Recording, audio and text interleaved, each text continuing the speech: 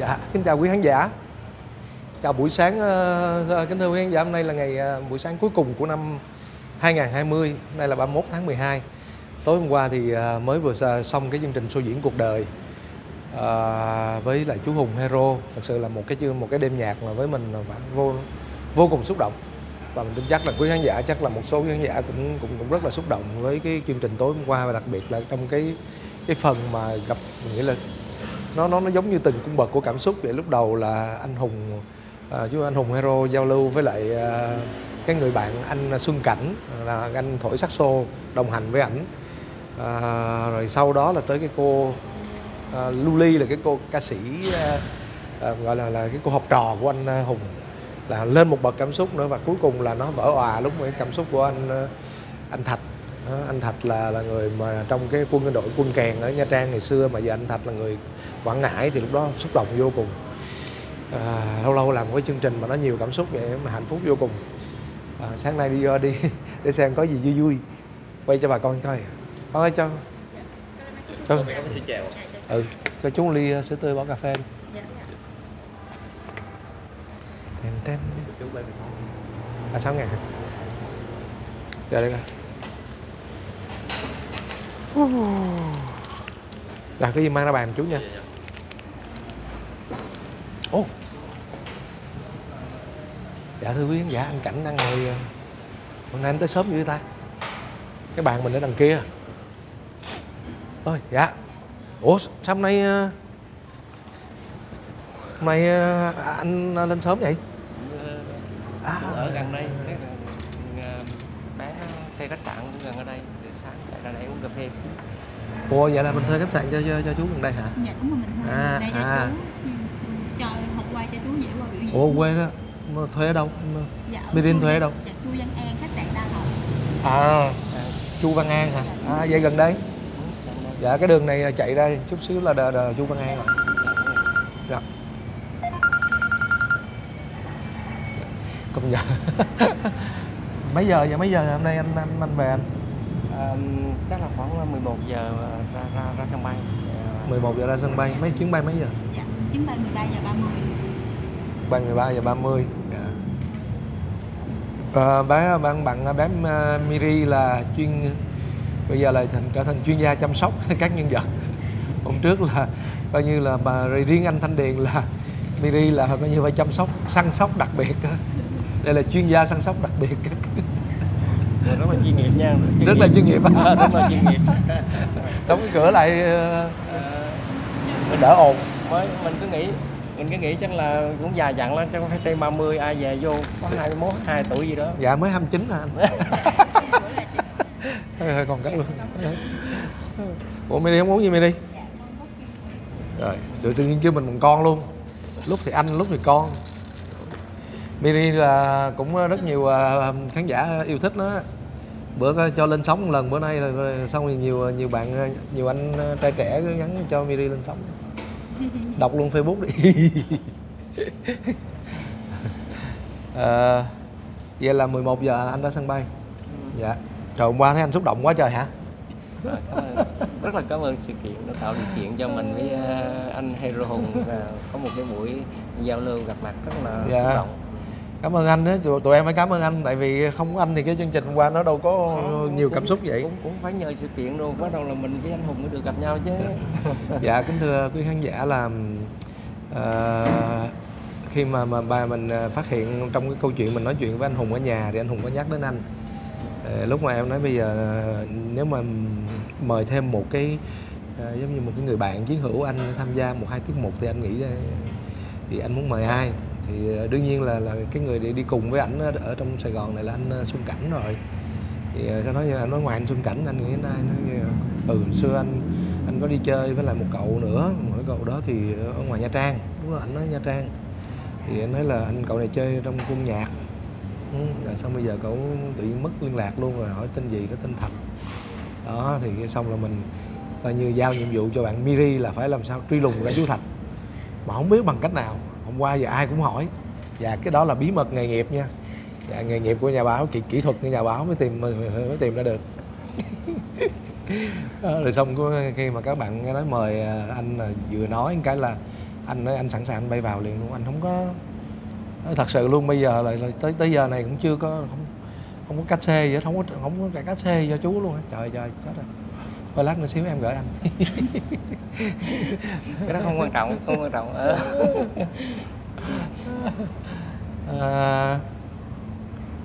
Rồi tối hôm qua thì sao anh về anh nghỉ ngơi hả? Trong sáng nay anh mặc đồ đẹp vậy? Dạ. Thì ở ngoài lạnh. À ngoài lạnh hả? Ngoài lạnh. Dạ. Là trong này thì ấm chứ ngoài trung lạnh lắm. Dạ. Anh ở Quảng Ngãi, anh ở đâu anh? Là Quảng Ngãi ở thị trấn Chợ Chùa. Dạ. Nghĩa Hành, Quảng Ngãi. Dạ. Thị trấn Chợ Chùa, Nghĩa Hành, Quảng Ngãi. Có các bạn khán giả nào ở cái địa phương đó thì mọi người có nhớ bỏ một nút like xong rồi bỏ một comment vô nha bà con Quảng Ngãi ơi. Em cũng mình chưa đi Quảng Ngãi đúng không? Cũng là một cái địa phương mình cũng chưa đến được, mặc dù là khán giả Quảng Ngãi rất là nhiều người cũng yêu thương Colorman này, yêu thương Khương Dừa và các cái chương trình của công ty mình mà chưa có đi được. Quảng Ngãi có Lý Sơn đó không? Lý Sơn, tỏi Lý Sơn. Đúng rồi. Dạ. Một cái đảo du lịch rất là nay rất là thu hút khách du lịch. Anh ở gần đó không anh? Thì mình ở trong đất liền, còn đảo thì từ đất liền ra đảo. Dạ. Anh bắt hồi xưa anh bắt đầu hôm qua nó nói nhiều quá em giờ em không nhớ luôn á. Anh thì là anh gặp anh Hùng là lúc đó là anh còn đang ở trong quân nhạc hay sao anh? Đúng, đang còn ở trong quân nhạc. Dạ. Trong quân nhạc, nhưng mà mình vẫn đi làm show ở ngoài. Dạ. Là lúc đó anh đi làm show rồi anh mới gặp anh Hùng hay là không đâu, tại vì anh Hùng là anh hay làm phòng trà. Dạ. Còn mình thì đi show rồi, hầu như là đi show tiệc cưới. Dạ. Thì hôm đó là cũng rất là tình cờ. Thì anh Hùng anh nhận được một cái show là trong đó là cần một cái kèn saxophone. Thì là anh Hùng cũng như bầu xô. Không, bắt đầu là anh mới hỏi thăm những cái đồng nghiệp đó. Dạ. Thử hỏi ai có biết một cái ai thổi saxophone không, giới thiệu. Dạ. Thì lại tình cờ lại có một anh bạn anh biết mình cho số anh không phải gọi mình. Dạ. Nhưng mà ông kỹ lắm. Dạ. Ông phải nói mình phải ra nhà ảnh. Dạ.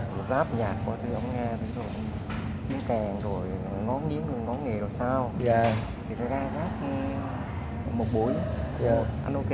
Dạ. Rồi là lôi đi làm. Dạ.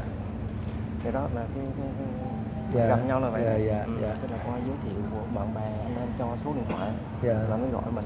Dạ. Nhưng mà anh thì nhưng mà em nghĩ là chắc anh phải quý anh Hùng lắm á, nên khi vừa nói cái là anh bỏ công bỏ chuyện anh nhiều kỷ niệm lắm. Dạ hả? Dạ, nhiều kỷ niệm lắm. Nhưng mình có nói với em là đi làm đó, hai anh em đi làm nay có hình á, có một cái hình kỷ niệm. Bữa nay mới có hình kỷ niệm. Không có cái hình kỷ niệm mình vẫn giữ ngày trong xưa hả? Dạ. Này nè. Dạ. Là cái chỗ là làm ở cái không gian xưa.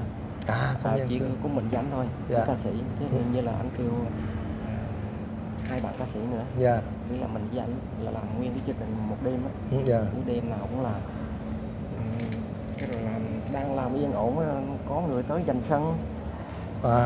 Giành sân hả? Giành sân tức là họ tới họ thấy mình đang làm được cái họ tới kiếm chuyện họ xí cái chỗ đó. Họ dành chỗ đó. Cái rồi là anh Hùng anh nhường cái là hai anh em kiếm chỗ khác. Rồi hai anh em lại tiếp tục bơ vơ tiếp. Bơ vơ kiếm chỗ khác làm. Trời ơi. Vậy đó. Nói chung là cái kỷ niệm nó không quên được. Dạ. Kỷ niệm. Đó, quý các bạn thấy Có chứ. thì sáng nay rất là ngẫu nhiên mình đến quán cà phê sớm thì lại gặp lại anh anh Thạch. Đó, không gian xưa. Mình có kèm anh Hùng ấy, ca sĩ hát.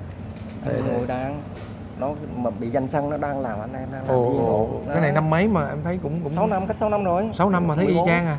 Thì năm 14.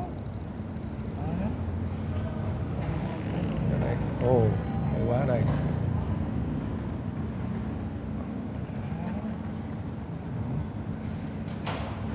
Rồi đang làm yên ổn rồi xong cái họ vô họ dành được cái kỷ niệm cái hình ngày xưa làm chung danh á. Dạ.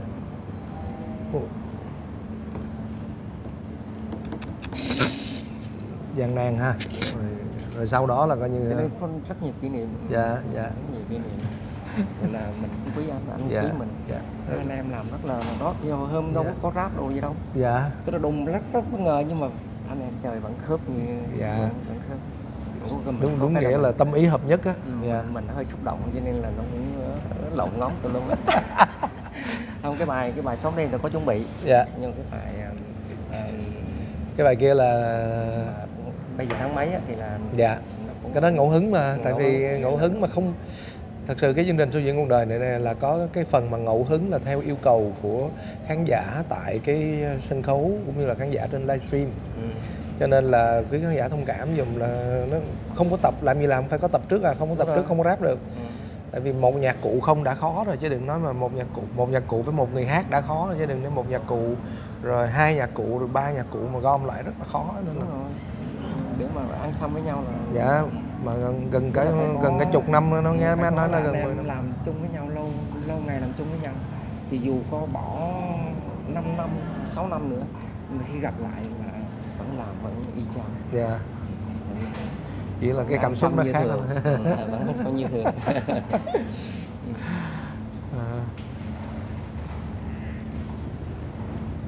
Thì anh vô Sài Gòn hả? Ủa, anh không thấy anh mang cái gì theo hết trơn vậy?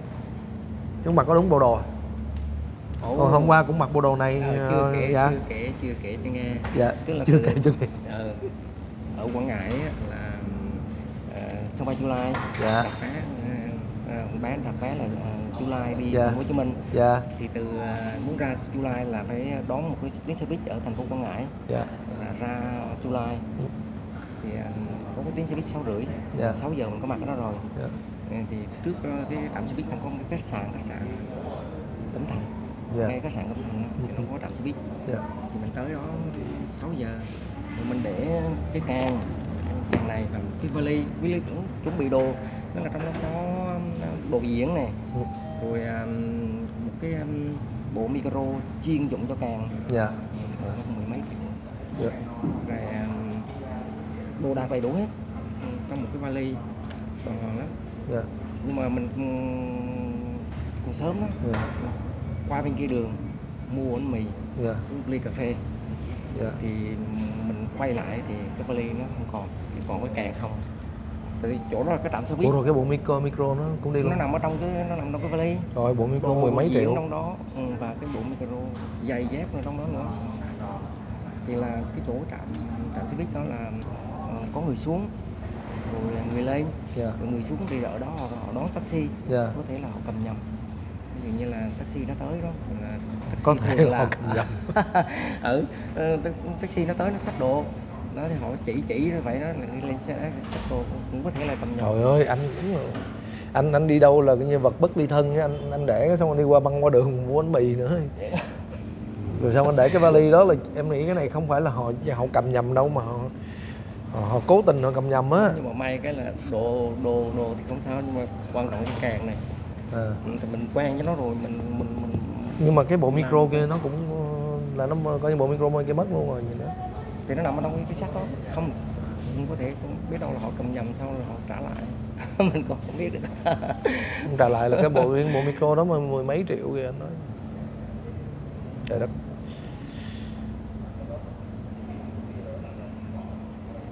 Thôi để có nếu mà dạ dạ không sao anh. Nhớ cái chuyện đó thì miễn làm sao mà mình vào được cái này làm chung với anh Hùng được là ok rồi. Còn những cái trục trặc này đó thì dạ thôi để có khi nào em đi ra Quảng Ngãi em sẽ mang anh một món quà bất ngờ.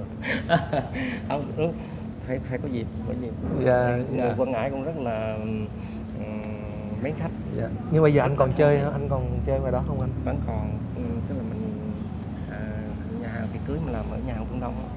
Có nhà hàng tiệc cưới Phương Đông là anh đánh đó, anh chơi đó hàng đêm. Cứ có show là họ lên lịch cho mình.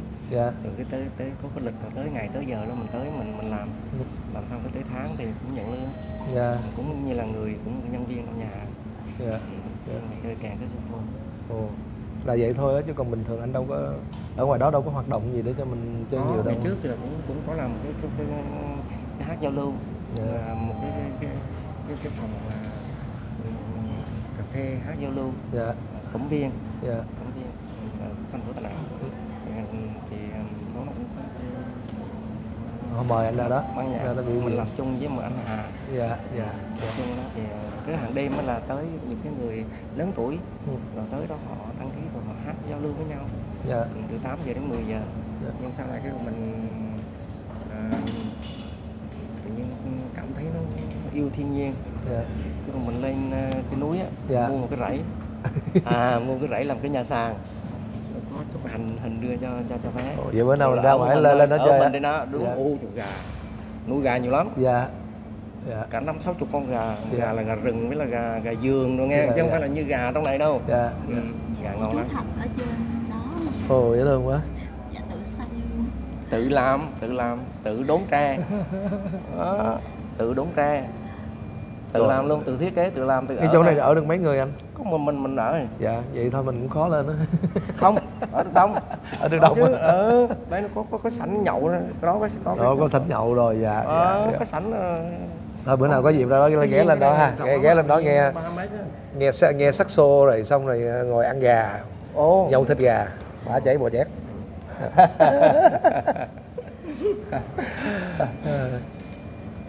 Dạ thôi chắc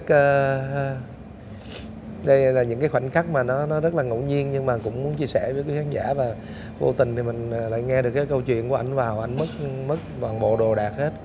Thì không biết còn thời gian không, nếu mà còn thời gian thì chúc Miri đưa chú qua bên Coleman Fashion đó, kiếm như lấy kiếm cho chú 2-3 bộ đồ gì đó nha, với lại cái ba lô bên đó có cái ba lô đấy chú, để chú bỏ đồ vô ha. Rồi dạ, chút xíu thì bé mi nó thích kê cho anh rồi. Một lần nữa chắc là em cảm ơn anh đã đến với Show Diễn Cuộc Đời. Dạ. Mình rất là cảm ơn. Dạ.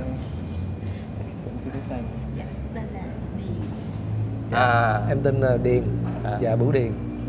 Dạ, Bửu Điền, nhưng mà cái em có cái nickname là Color Man. Color là màu sắc á. Rồi đó, mà nói anh thấy em nó màu mè quá lấy anh. Em năm mấy rồi? Em năm nay 52 rồi, bước qua năm mới là 53 rồi. Sao trẻ quá ta? Giờ đâu có. Trẻ không anh? Trẻ mà. Dạ. 44 tuổi rồi. Nhìn 44 rồi. Chú nói nhìn cỡ 43-44 Dạ. tuổi. Dạ, anh chỉ có mình anh nói. Không thiệt mà. Đúng con. Ủng hộ chút đi.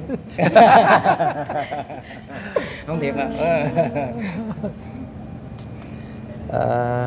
Dạ vậy thôi, chắc là cũng sắp tới giờ anh Thạch, đây là anh Trần Ngọc Thạch, là người bạn cũng chí cốt với lại anh Hùng Hero.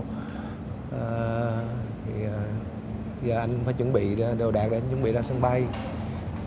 Nghe mình cũng buồn quá nhưng mà mình cũng biết làm sao thôi, thì để có duyên em, nếu em ra ngoài đó thì em để trong đêm săn lùng cho anh một bộ mic, em gửi ra, em đem ra rồi em chơi với anh, rồi em biếu anh rồi ngồi nghe anh thổi tiếp. Chứ biết bao giờ mới được nghe anh thổi. Hôm qua nghe được có 2 bài à, không có đã chứ. Em là em mê saxo lắm luôn, em rất là nghe mê saxo, không biết từ lúc nào á, từ năm 80 mấy là em hay đi mấy cái phòng trà ở đây là Intershop nè, ở ngay chỗ mà gì đó, cái đường Nam Kỳ Khởi Nghĩa, mà cái tiệm mấy chỗ bán mấy tiệm vàng đó, ngay gần Võ Văn Thành đó. Hồi xưa nó có mấy cái quán đó, mấy cái phòng trà ở Intershop là cũng nổi tiếng lắm, chơi nhạc sống không, mà em thích nghe saxo kinh khủng. Cho nên là hôm bữa là làm bài cho chú Hùng, thì em cũng nói anh Hùng là chắc anh mà chơi cùng với lại saxo là đúng bài lắm luôn á. Anh Hùng nói đúng, ráp vô saxo là hết sảy. Hôm qua mới nghe có 2 bài, ước gì hôm nay được nghe 2 bài nữa. Chú hỏi cặp. Tôi hỏi thằng con. Lên em một bài đi, chú hỏi 2 bài gì đó. Chứ 1-2 bài gì đâu. Sáng sớm thổi sao nổi. Không thổi đâu. Nổi không anh? Nhưng mà ngẫu hứng mà. Thôi mình thổi theo kiểu mà Ngẫu hứng. mà buổi sáng đi. Dạ. Thường thì hát với lại về đêm. Dạ, là cái tầm trưa trở đi thì mới có hơi. Đó, cái này nó thật sự các bạn luôn mà. Sáng sớm bây giờ này mà 8 giờ mấy, 9 giờ kêu hát không nổi, không hát được. Nó không chưa vỡ giọng ra. Dạ vậy thôi chắc giờ anh Thạch sẽ gửi tặng quý khán giả một bài Miri hay á. Rồi. Bài nào cũng được nha anh. Dạ. Tiện đấy mình làm luôn. Tiện đeo luôn. Chứ chắc cũng phải lâu lắm mới được gặp lại đó. chú ngồi để lên đây. Cũng phải 2 năm nữa, 2 năm mới hy vọng gặp lại chú anh Thạch đó. Thì năm nay năm 2020 rồi, sang năm 2021 là 2 năm rồi.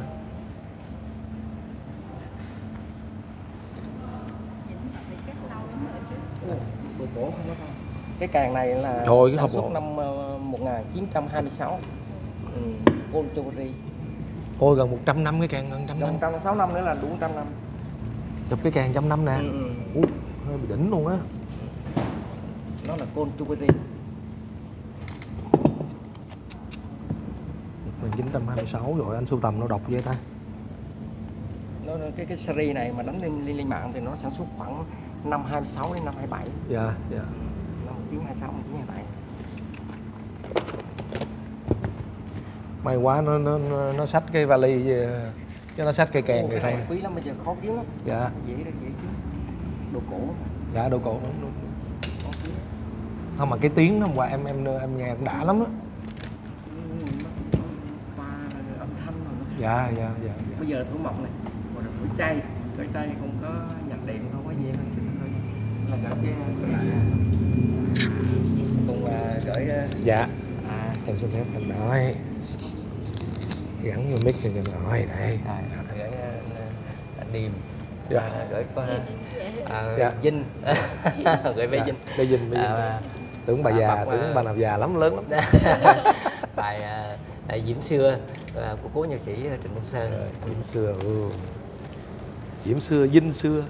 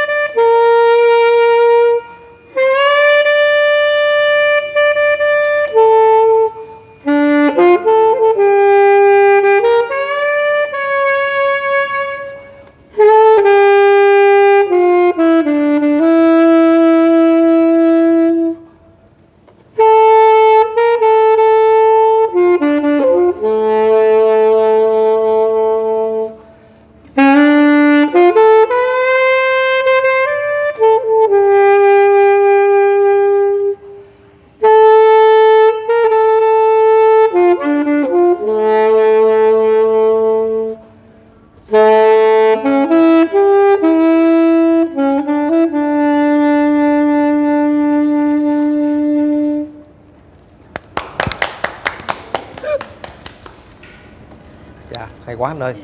Trời sáng mà sao anh thổi được ta, hay thiệt á. Dạ. Cái nghề nó nghề. Vinh nè. Thêm bài đi trời. Xin chén cơm thêm. Vinh xin chén cơm thêm. Dạ bài này Tiên tặng Vinh đi. Dạ. Tiên tặng đủ Vinh. Mưa Hồng của nhạc sĩ Trịnh Ồ, Công Sơn. Mưa Hồng. Wow. Vinh sướng nha.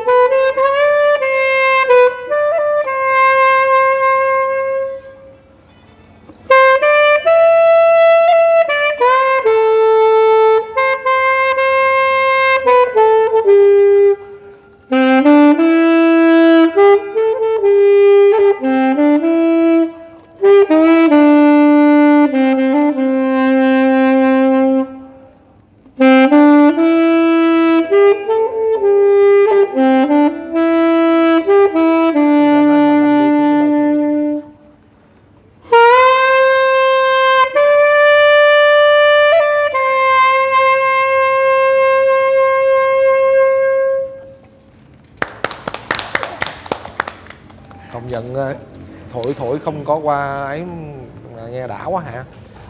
Đây là chắc cái phòng mà. Ủa cái sảnh bên cà phê ngồi nghe tiếng này đã ghê luôn. Dạ anh bây giờ là em có ít quà em gửi về cho chị nha. Đây là một cặp nước mắm nhĩ của em. Dạ của em á, của em làm á.